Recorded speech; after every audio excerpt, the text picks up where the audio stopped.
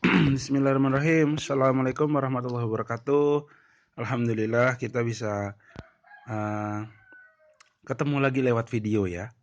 Kalau ketemu langsung sepertinya belum memungkinkan. Tapi untuk teman-teman yang mungkin tinggal di Jogja atau sekitarnya, kalau mau ketemu saya bisa insya Allah lewat DM aja. Di IG Bekam Jogja 1 ya. Oke, kali ini insya Allah kita akan coba lihat-lihat ya review sekilas tentang buku panduan pengajar bekam Perkumpulan Bekam Indonesia PBI ya. Ini buku yang secara ofisial dikeluarkan oleh satu organisasi Perkumpulan Bekam Indonesia ya. Ini buku ini dicetak tahun 2018. Tim penyusunnya juga dari PBI sendiri.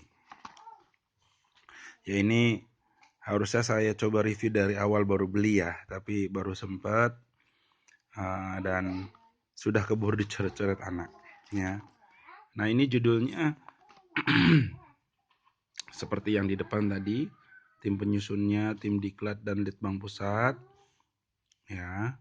Terus di sini juga ada nama-nama yang tidak asing ya, seperti Dr. Zaidul Akbar, Dr. Agus Rahmadi ya.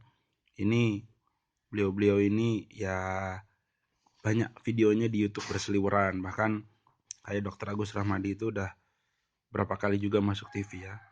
Nah, kalau saya pribadi pernah lihat beliau di TV One, terus di Kompas juga pernah. Nah, ini cetakan keempat tahun 2018. Ada pengantar ya. Ini dari Dr. Zaidul Akbar yang waktu itu masa baktinya 2016-2020. Dan menurut kabar yang saya dapat, beliau alhamdulillah dipilih lagi. Gitu. Kemudian ada juga dari Dewan Pembina PBI, Kiai Haji Muhammad Arifin Ilham. Ya, saya pikir banyak yang udah tidak asing juga dengan nama besar beliau. Memimpin pondok pesantren atau majelis zikir Az-Zikra ya di Bogor. Kemudian ada Dewan Pendiri juga, Ustadz Ahmad Fatahillah. Ya, ini terus ada juga ini dari Ketua Dewan Pengawas Ustadz Khatur Suhardi ya. Beliau punya klinik juga, punya YouTube juga ya. Salah satu yang giat menyampaikan tentang bekam satroh ya atau metode sayat. Ini daftar isinya. Ya, balik lagi ke sini. Nah, nih. Ya, bab 1 ada akidah dalam pengobatan. Terus bab 2 ada teori bekam. Bab 3 perlengkapan bekam. Ya, bab 4 menentukan titik-titik bekam. Terus ada juga larangan dalam berbekam. Bab 6 pemeriksaan awal dan administrasi dan lain sebagainya. Ini sampai terakhir bab 9 aspek hukum pengobatan tradisional. Nah ini pendahuluannya ya, Masya Allah. Bismillahirrahmanirrahim. Dibuka dengan Al-Fatihah ya. Dan di sini juga tercantum satu potongan surat dari Asy-Syura yang artinya kurang lebih, dan apabila aku sakit maka dialah yang menyembuhkan ya. Istilah memerintahkan kita untuk berobat dan melarang kita pasrah tanpa melakukan usaha dan ikhtiar maksimal, karena usaha dan ikhtiar berobat sama sekali tidak bertentangan dengan sikap tawakal ya. Dan mungkin ada sebagian pendengar atau penonton juga yang sudah tahu ya, Al-Fatihah ini dikatakan juga sebagai salah satu ayat ruqyah ya. Dan ruqyah itu salah satu dari bagian pengobatan tibun nabawi. Seperti bekam. Bekam itu juga salah satu bagian dari pengobatan tibun nabawi. Atau di sini bisa kita kenal juga dengan kedokteran Islam. Ya. Ini ada poin-poinnya.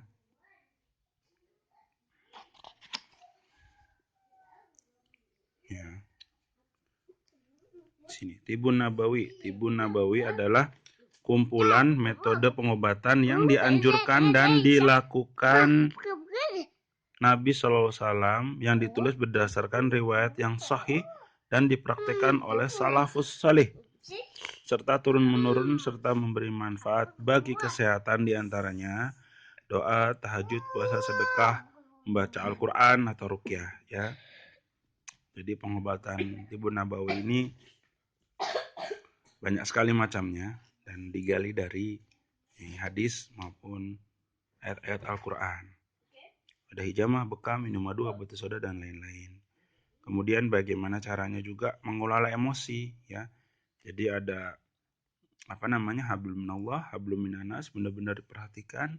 Ada juga terapi secara fisik maupun terapi secara kejiwaan, ya.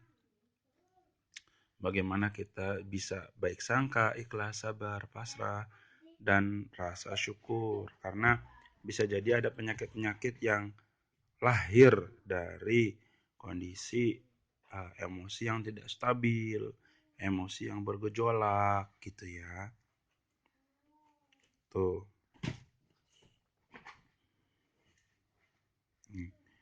Dan sini ada satu kalimat yang di bold, iman kepada Allah Subhanahu wa taala melahirkan ketenangan. Nah, ini juga nih yang perlu ditanamkan ya kepada banyak terapis maupun yang diterapi, ya. Bagaimana Islam memandang sakit dan penyakit? Ya, ada 8 poin di sini ya. 1, akibat gaya dan pola hidup. Ya, ini mungkin gaya dan pola hidup kita yang cenderung jauh dari segi sehat. Ya. Kemudian bisa jadi ini adalah sebuah musibah, gitu ya.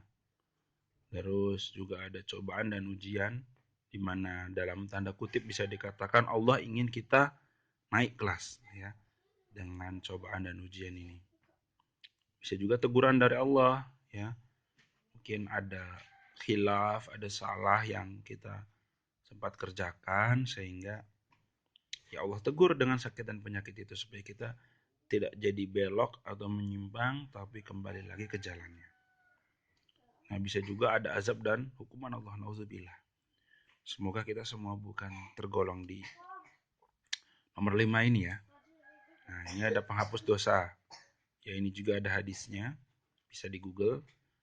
Sakit dan penyakit sebagai penghapus dosa. Nah, itu nanti insya Allah ada hadisnya. Terus sarana menaikkan derajat kemuliaan.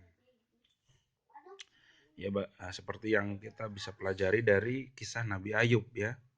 Masya Allah. Diuji dengan sakit yang luar biasa. Nah, ternyata ujian itu tidak melunturkan iman beliau, justru menjadikan beliau bisa dikatakan lebih sukses dari sebelumnya. Ya. Terus yang terakhir, sakit sebagai bentuk kasih sayang Allah, ya. Ya, betul juga ketika kita mungkin khilaf gitu ya. Kita mungkin ada kecenderungan untuk menyimpang sehingga Allah kasih sakit itu supaya kita tidak terjerumus kepada satu kesalahan yang lebih fatal lagi. Gitu ya. Nah, ini hikmah sakit. Kesempatan istirahat bagi tubuh, ya. Terus ini udah jelas ya. Ketika sakit itu ada kalanya kita tidak bisa beraktivitas dengan normal sehingga harus istirahat gitu. Menyambung silaturahim. Ya, dengan sakit bisa jadi ada saudara, ada kerabat yang susah sekali ditemui, tapi dengan sakitnya seseorang jadi bisa ketemu gitu. Menjadi pelajaran berharga, ya, karena bisa jadi satu pengalaman dalam hidup itu justru datang dari penyakit-penyakit yang datang atau sakit yang didatang. Jadi misalnya pribadi saya misalnya pernah kecelakaan, maka dengan kecelakaan itu bagaimana caranya lebih hati-hati. Dan doa orang yang sakit itu mustajab, ya. Orang yang sakit dekat dengan Allah, ya. Dekat manakala sabar dalam sakitnya.